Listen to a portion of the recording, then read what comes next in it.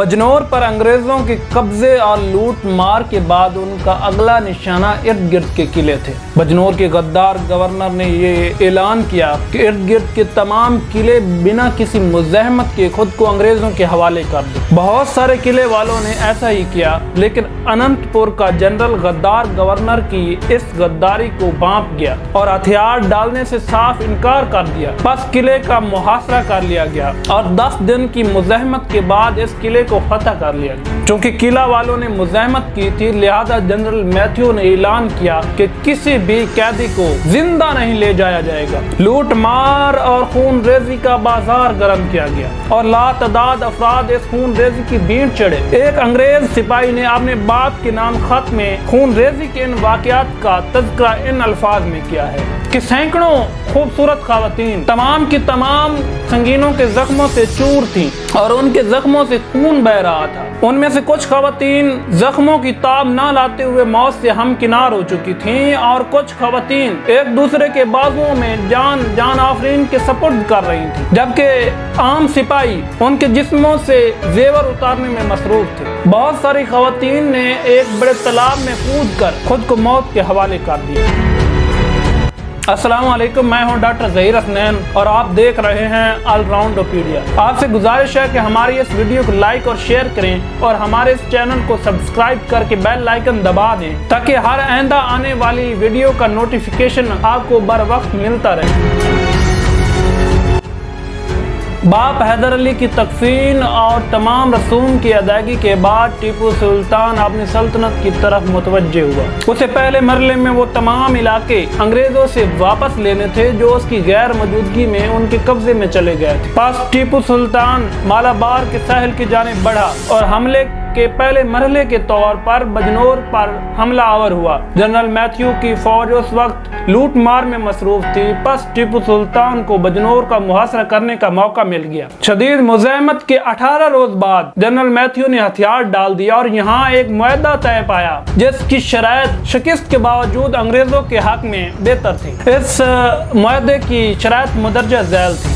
ہتھیار ڈالنے کے بعد انگریز فوج کو زندہ سلامت نکلنے دیا جائے گا اور ان کو اپنی حفاظت میں محفوظ مقام تک پہنچایا جائے گا۔ انگریز فوج بجنور میں تمام تر پراپرٹی محفوظ رکھے گی اور آئندہ 3 ماہ تک ٹیپو سلطان کے خلاف کسی بھی مخالفانہ کارروائی میں ملوث نہ ہو۔ معاہدے کے بعد جب قلعے کا معائنہ کیا گیا تو قلعے کا پورا خزانہ خالی تھا۔ فرنگیوں کی جانب سے یہ معاہدے کی کھلا خلاف ورزی تھی۔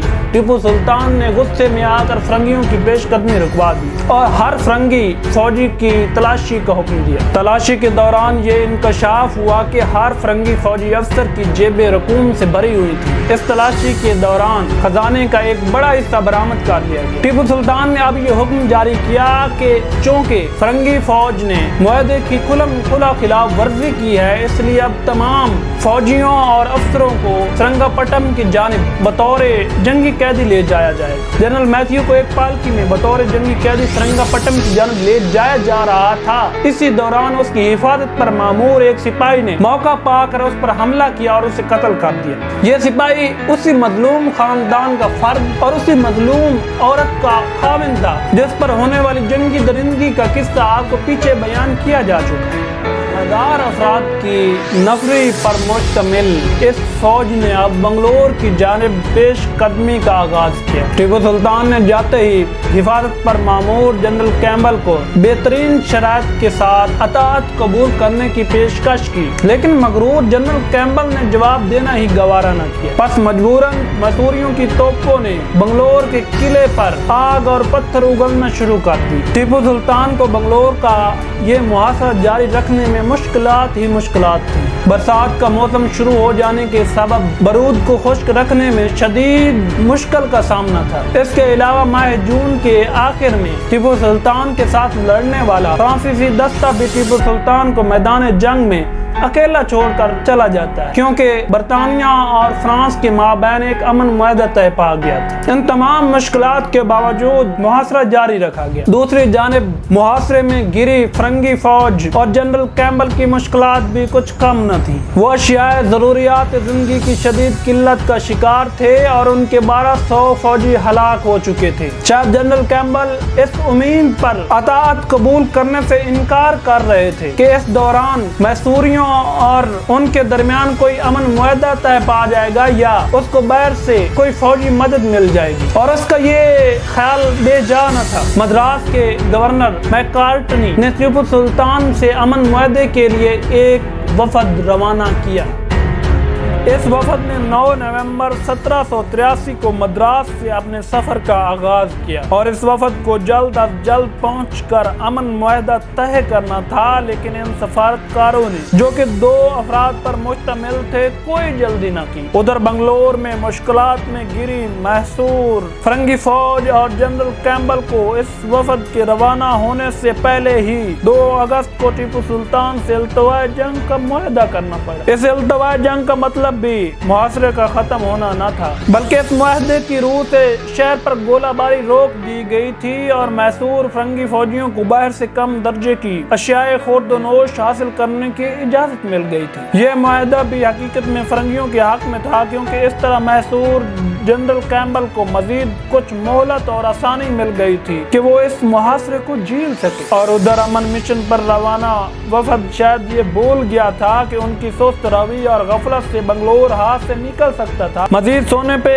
सुहागा ये कि उस दौर के मरवजा रिवाज के तहत वफद के साथ सफर करने वाले काफिले के इरकान की तादाद उस वफद की अहमियत, हैसियत और मर्तबे के मुताबिक होनी थी। और जाहिर है ये अमन वफद माली मुश्किलात से 2-4 फरंगियों के लिए इंतहाई अहमियत का हामिल था, जिनमें अब जंग जारी रखने की मजीद सख्त न थी। चनाचा इस वफद के हमरा जो काफिला सफर कर रहा था, उसके इरकान की तादाद 1564 अफराद के अलावा 740 कुलियों पर मुश्तमिल थी। ये अब अमन वफद नहीं बल्कि अमन लश्कर बन गया था, जिसकी रफ्तार भी लश्कर जितनी ही थी, यानी इंतहाई कम। जबकि अमन वफूद को जल्दी से जल्दी अपने मकासद हासिल करने होते हैं। काफिले की ताखीर का एक सबब रास्ते पर बरसात की वजह से कीचड़ भी था। इसके अलावा बजाय ये लोग सीधे बंगलोर टीपू सुल्तान के पास रवाना होने के श्रंगापट्टम रुक गए और मैसूरी सलार से अपने हम वतन फरंगी कैदियों से मुलाकात की ख्वाहिश का इजहार किया, लेकिन इजाजत न मिल सकी और ये लोग श्रंगापट्टम के पास 17 रोज तक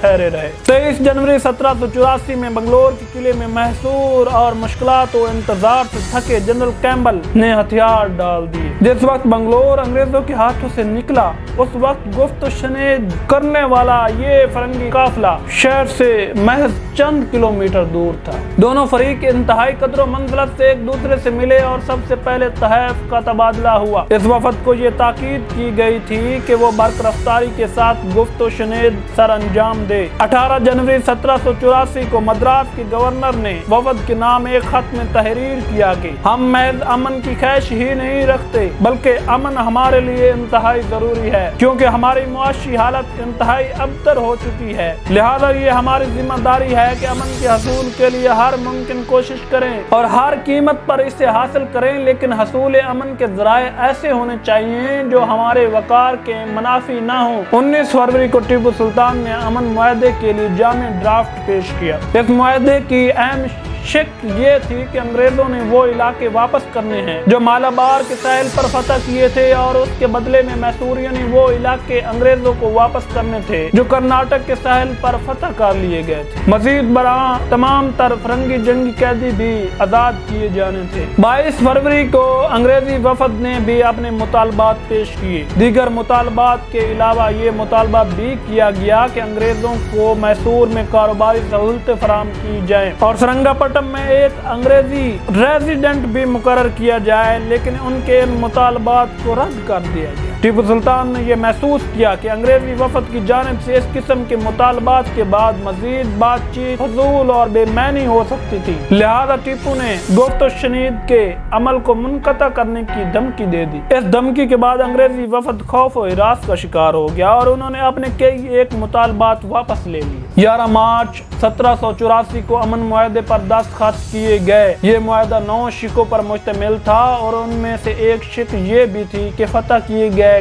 किले वापस कर दिए जाएंगे और जंगी कैदियों को रिहा कर दिया जाएगा। मजीद बरां इस अमन मुआहदे के तहत ये भी तय पाया कि कोई भी फरीक किसी मुत्तहिदा ताकत के खिलाफ आमादा जंग नहीं होगा और ना ही दूसरे फरीक की मदद पर आमादा होगा। ये मुआहदा टीपू सुल्तान की एक अजीम सफारती फतह थी और अंग्रेज अपनी तजलील के तजुर्बे से दो चार हुए थे। कंपनी के गवर्नर जनरल हास्टिंग्स इस मुआहदे की शर्त सुनकर अज हद परेशान हुआ। उसने कहा यह कुछ भी नहीं है माँ सिवाय इल्तवाए जंग या आरजी सुलह के, लेकिन मुआहदे अमन पर दस्तखत किए जा चुके थे। वो खुद तो कोलकाता में था जो कि मैसूर से कई हफ्तों के सफर पर वाक़या था और वो अपने वफद को इस मुआहदे को कबूल करने से नहीं रोक सकता था। एक कार्ड खेला जा चुका था जिसे तब्दील नहीं किया जा सकता था। बंगलोर वापस लिया जा चुका था और मैसूर और संगियों की दूसरी जंग का इख्तिताम हो चुका था। सल्तनत मैसूर अपनी वुसअत और खुशहाली के लिहाज से इंतहाई अरूज को पहुंच चुकी थी। ये सल्तनत जनूब मगरब में कर्नाटक के सहली इलाकों के अलावा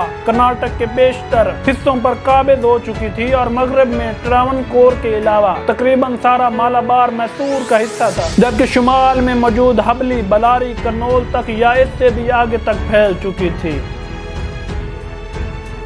वालाजा मोहम्मद अली की सल्तनत यानी कर्नाटक के इलाके अब सल्तनत मैसूर का हिस्सा थे और सल्तनत के चंद साबका ओहदेदार जिनमें सैयद हमीद कुमेदान, राजा बेरबर और मीर सादिक थे, हैदर अली की खिदमत में हाजिर हुए और जान बख्शी के बाद मुलाजमत की दरखास्त की। ये वो बरसाती मेंढक थे जो मौसम बदलते ही हैदर अली का राग अलाप रहे थे। इन्होंने अलल ऐलान हैदर अली को शेर कहा और उसकी खिदमत, पैरवी और वफादारी में मरने को वैसे इफ्तिखार करार दे दी, जबकि वालाजा मोहम्मद अली की गुज़श्ता नौकरी को जहन्नम और जिल्लत से ताबीर दे दिया। यहीं पे इन मकारों की चापलूसी एक तजुर्बाकार और ज़ीरक जर्नैल की मर्दम शनासी को चकमा दे गई और उसने इन मकारों को अहम ओहदों पर तैनात कर दिया। ये सल्तनत मैसूर की चंद संगीन, तारीखी और फैसला कुन गलतियों में से एक गलती थी जिसके बाद तकदीर ने जैसे मैसूरियों से अपना रुख ही मोड़ लिया और साजिशों का एक ना थमने वाला ऐसा तूफान उठा जिसने सल्तनत मैसूर को आखिरकार डबो कर ही था। ऐसा नहीं था कि दरबार मैसूर इससे पहले गद्दारों और मुनाफिकों से खाली था, लेकिन इससे पहले मैसूर की सफ़ों में ऐसे अय्यार और मकार गद्दार न थे। मीर सादिक ने पहले अपनी चालाकी से हैदर अली का दिल जीत कर दरबार में जगह बनाई और फिर हैदर अली के मरने के बाद टीपू सुल्तान पर ऐसा जादू चलाया कि टीपू सुल्तान ने वजीर आज़म जैसे ओहदे पर मुकर्रर कर दिया। टीपू सुल्तान के खिलाफ दरबारी तअस्सुब और साजिशों की एक और वजह टीपू सुल्तान का नस्लन सुल्तान ना होना भी था। टीपू सुल्तान के दादा ने राजा मैसूर राजवडियार की फौज में एक आम सिपाही की हैसियत से शमूलियत अख्तियार की और उनके बाद उसके बेटे हैदर अली ने भी एक आम सिपाही की हैसियत से फौज में शमूलियत अख्तियार की, लेकिन अपनी कायदाना और सिपाहियाना सलाहियतों से जल्द ही राजा को अपनी मौजूदगी का एहसास दिलाया। राजा हैदर अली से इस कदर मुतासिर हुआ कि उसे डंडीगल का गवर्नर मुकर्रर कर दिया। ये वो दौर था जब मुगल जवाल का शिकार हो रहे थे और मरहटे इस कदर ताकत पकड़ रहे थे कि पूरे हिंदुस्तान पर हुक्मरानी के ख्वाब देख रहे थे। बस मरहटों ने हमसाई रियासत मैसूर को भी एक तारना वाला समझकर जब उससे छेड़छाड़ की तो कमांडर हैदर अली ने ऐसी धुलाई की कि मरहटों को मैसूर की सरहदों से भागना पड़ा।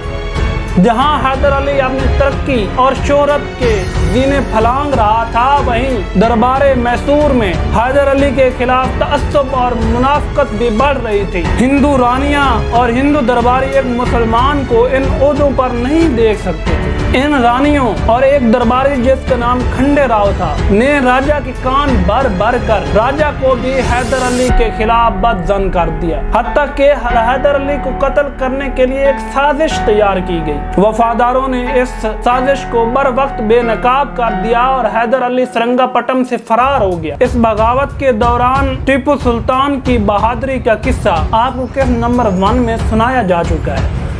کھنڈے راؤ بغاوت کے ناکام ہونے اور سازش کے بے نقاب ہونے کے بعد اپنے اعصاب پر قابو نہ رکھ سکا اور راجہ سے اجازت لے کر ایک فوج لے کر حیدر علی کو گرفتار کرنے کے لیے سرنگا پٹم سے نکلا۔ کوئی اور ہوتا تو شاید اس مشکل وقت میں اس کے ہاتھ پاؤں کام کرنا چھوڑ دیتے، لیکن یہ حیدر علی تھا جس نے اپنے چند ایک وفاداروں کو اکٹھا کیا اور میسور کی اس فوج کا مقابلہ کر کے اسے شکست دے دی، اور شکست دینے کے بعد سرنگا پٹم پر قبضہ کر لیا۔ یوں راجہ کی ناعاقبت اندیشی، مذہبی جنون اور احسان فراموشی کے سبب قدرت نے مظلوم رعایا کی دیکھ بھال کا ذمہ حیدر علی کو سپرد کر دیا، اور حیدر علی ایک سپاہ سالار سے تاجدار میسور بنا۔